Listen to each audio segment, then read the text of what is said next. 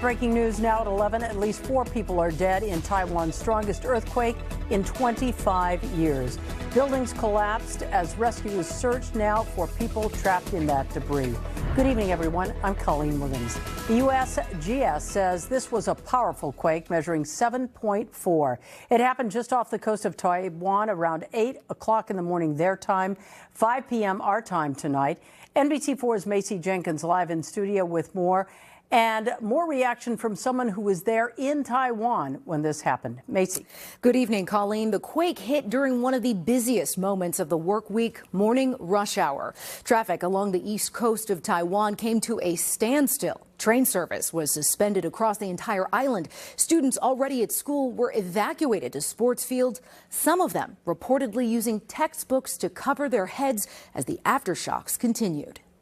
An apartment building in the city of Hulane in Taiwan jolted out of its foundation after a 7.4 earthquake hit the island during rush hour Wednesday morning.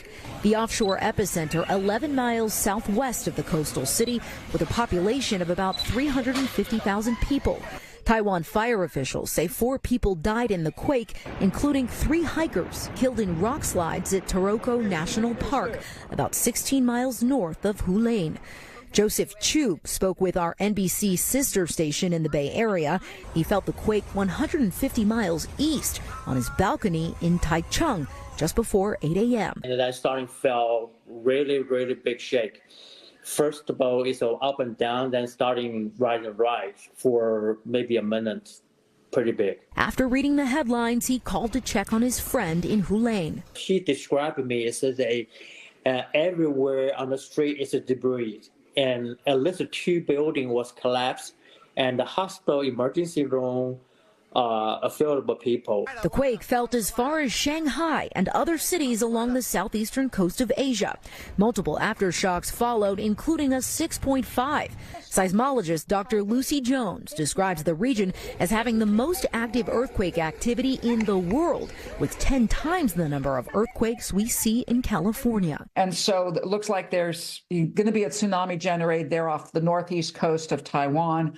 By the time you get to Japan, the tsunami prediction is for less than 1 meter. And the only good news is that this area is extremely mountainous. 15 minutes after the quake, a tsunami was detected off the coast of the Japanese island of Yonaguni.